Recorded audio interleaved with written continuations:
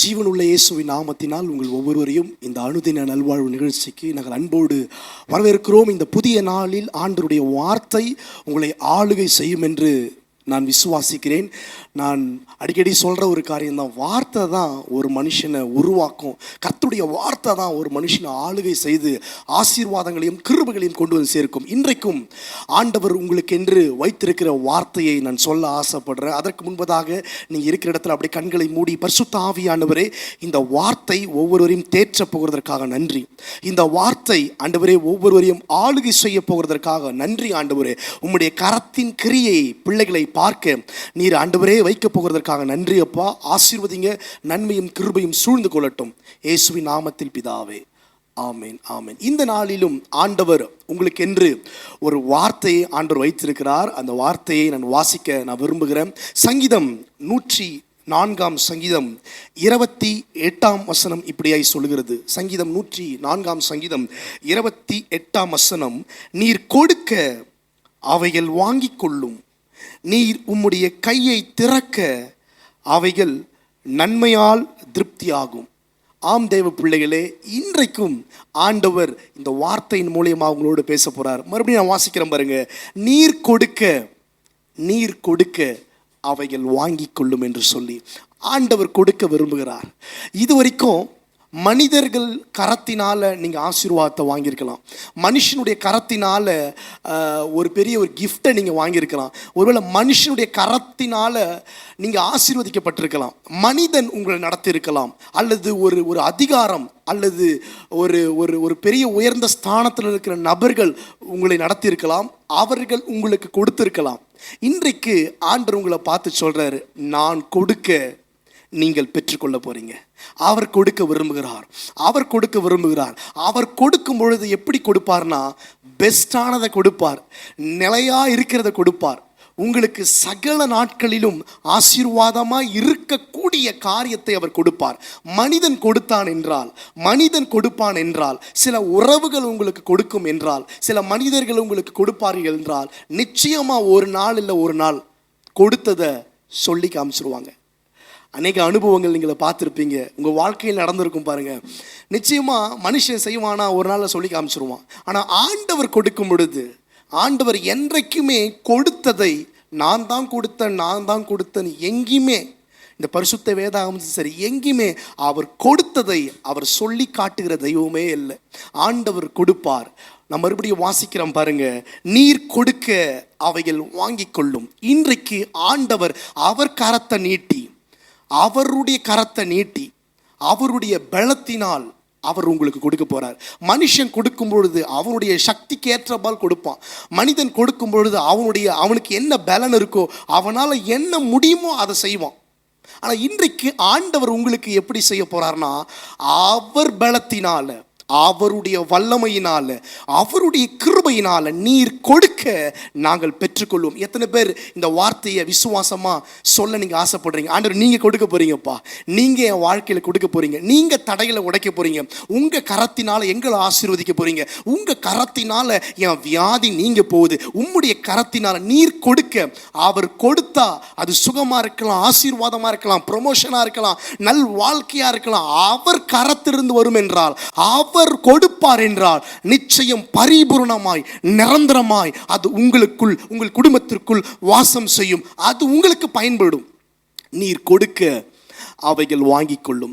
நீர் கொடுக்க நாங்கள் வாங்கிக் கொள்வோம் ஆண்டவரே. அந்த வசனம் அதோட முடியல பாருங்க. நீர் கொடுக்க அவைகள் வாங்கிக் கொள்ளும், நீர் உம்முடைய கையை திறக்க அவைகள் நன்மையால் திருப்தியாகும். அன்பு தேவ பிள்ளைகளே, இன்றைக்கு நீங்க யாராயிருக்கலாம், எப்பேற்பட்ட சூழ்நிலை வந்திருக்கலாம், இன்றைக்கு உங்களுக்கு நற்செய்தியை சொல்ல நான் வந்திருக்கிறேன். நல்லா பாருங்க, வேதம் சொல்லுகிறது, நீர் உம்முடைய கையை திறக்க.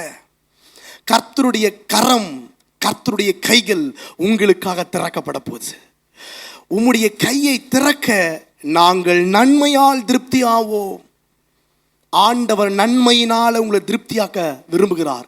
நன்மை உங்களை சூழ்ந்து கொள்ளும். நன்மை உங்கள் இல்லத்திலும் உள்ளத்திலும் உங்கள் வாழ்க்கையிலும் உங்கள் ஊழியத்திலும் உங்களுடைய எதிர்காலத்திலும் நன்மை சூழ்ந்து கொள்ளும். காரணம், கர்த்தர் உங்களுக்காக அவர் கரத்தை திறக்க விரும்புகிறார்.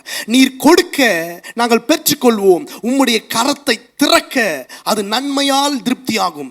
அவர் உங்களுக்காக கரத்தை திறக்க போறார்.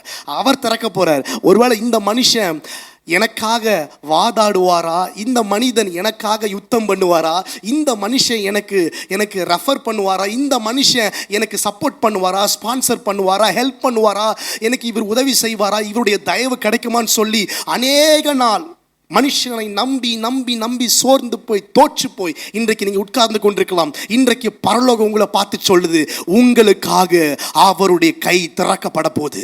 கர்த்தருடைய கரம் உங்களுக்காக திறக்கப்பட போகுது. கர்த்தருடைய கை உங்களுக்காக திறக்கும் பொழுது நன்மையினால் உங்கள் வாழ்க்கை திருப்தியாகும் என்று கர்த்தர் சொல்றார். மறுபடியும் வாசிக்கிறேன் பாருங்க. நீர் கொடுக்க அவைகள் வாங்கிக் கொள்ளும், நீர் உம்முடைய கையை திறக்க. எனக்கு இந்த 104ஆம் சங்கீதத்தில் பிடிச்ச ஒரு வசனம் பாருங்க, ரொம்ப ஒரு பியூட்டிஃபுல்லாக இருக்கு பாருங்க. அவர் கையை திறப்பாராங்க உங்களுக்காக. அவர் உங்களுக்காக கையை திறப்பாராம். அவர் கையை திறக்கும் பொழுது அளவில்லாத ஆசீர்வாதம் வந்து சேரும். நீங்க யோசிக்காத அளவுக்கு ஆண்டவர் உங்களை உயர்த்த விரும்புகிறார். நீங்க செய்ய வேண்டியதெல்லாம் ஒண்ணே ஒண்ணுதான். அப்பா, உங்க கையை எனக்காக திறங்கப்பா. கர்த்தருடைய கரம் ஏதோ சத்ருவை மாத்திரம் எட்டி பிடிக்காது. கர்த்தருடைய கரம் உங்களுக்காக யுத்தம் மட்டும் பண்ணாதுங்க, அதை தாண்டி இன்னொன்று பண்ணும். கர்த்தருடைய கரம் உங்களை ஆசீர்வதிக்கும். கர்த்தருடைய கரம் உங்களுக்கு கொடுக்கும்.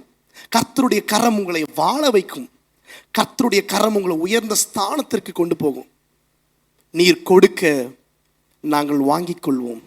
உம்முடைய கையை திறக்க நன்மையால் திருப்தி ஆவோம். இன்றைக்கு நான் சொல்றேன், நன்மையினால் ஆண்டவர் உங்களை திருப்தியாக்க வைக்க விரும்புகிறார். அவர் கையை திறக்க போறார்.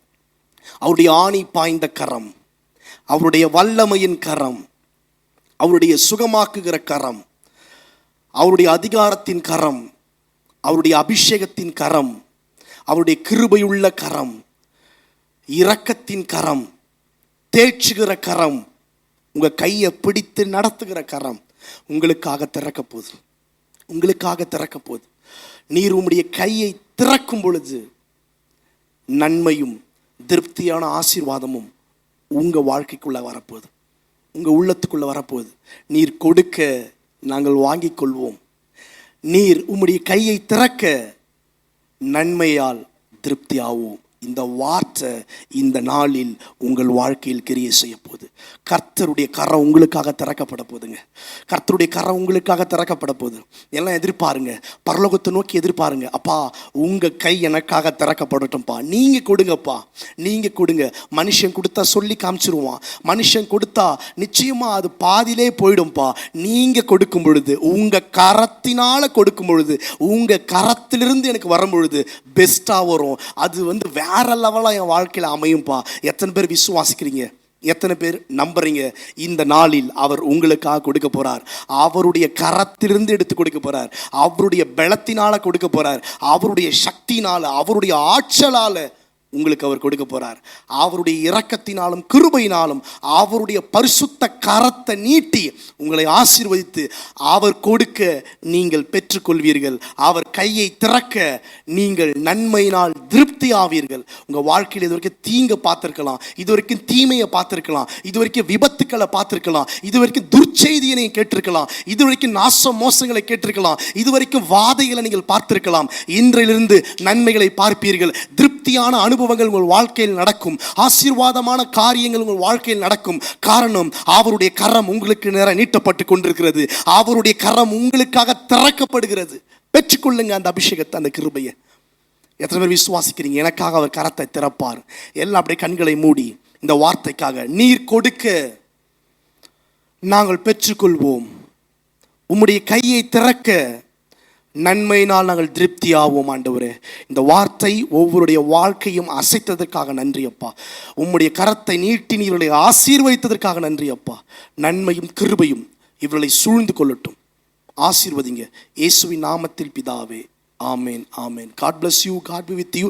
தொடர்ந்து இந்த நிகழ்ச்சியை பாருங்க, மற்றவர்களுக்கும் நீங்க அறிமுகப்படுத்துங்க. மீண்டுமாய் அடுத்த ஒரு வீடியோவில் சந்திக்கும் வரை கர்த்தருடைய கரம் உங்களோடு கூட இருந்து உங்களை ஆசீர்வதிப்பதாக. ஆமென்.